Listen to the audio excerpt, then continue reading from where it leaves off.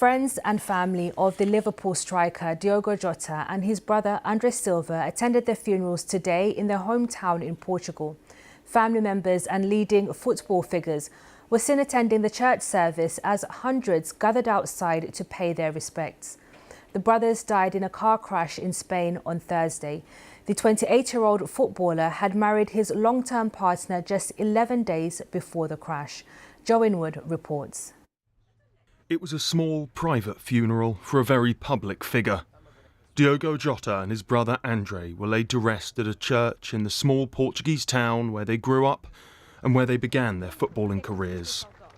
The family had asked for privacy, but still the crowds came to pay their respects, wearing shirts and scarves of the clubs and country the brothers had represented with such dedication.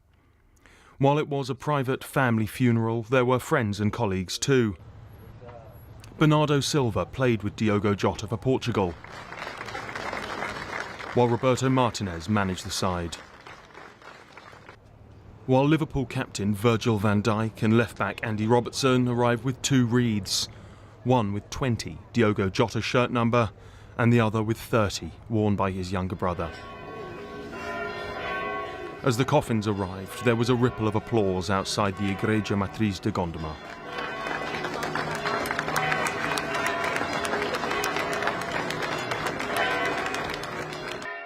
The brothers were driving through northern Spain in the early hours of Thursday morning when their car reportedly suffered a blowout, overturned and burst into flames.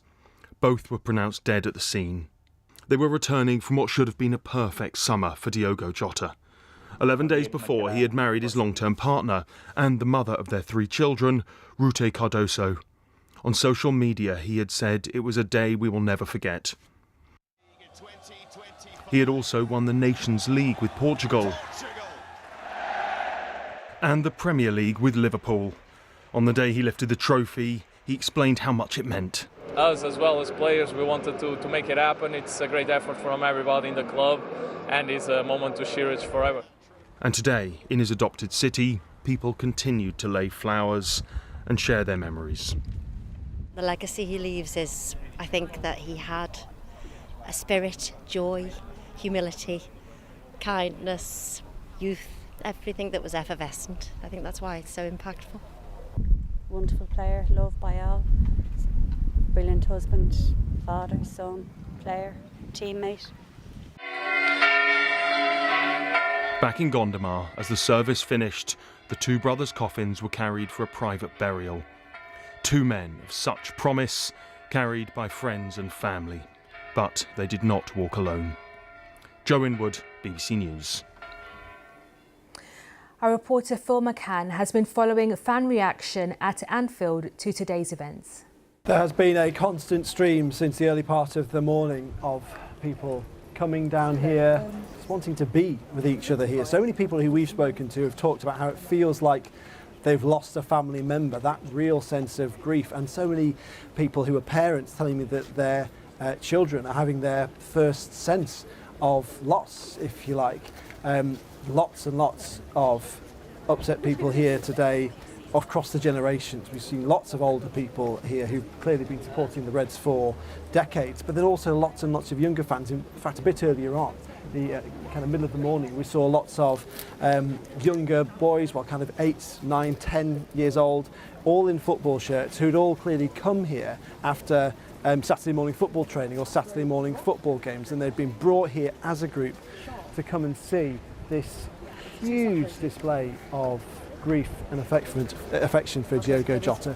These flowers and cards and shirts and scarves, they stretch the entire length of the main stand here outside Anfield. Lots of them referencing the number 20, his shirt number, saying forever 20, and an awful lot of them, of course, as you would imagine, given that this is Liverpool, saying you'll never walk alone, that club anthem that takes on extra poignancy at this time. And worth saying as well, there are lots of tributes we know left outside Molineux, the home ground of Wolverhampton Wanderers, where Diogo Jota played before he came here to Anfield in 2020.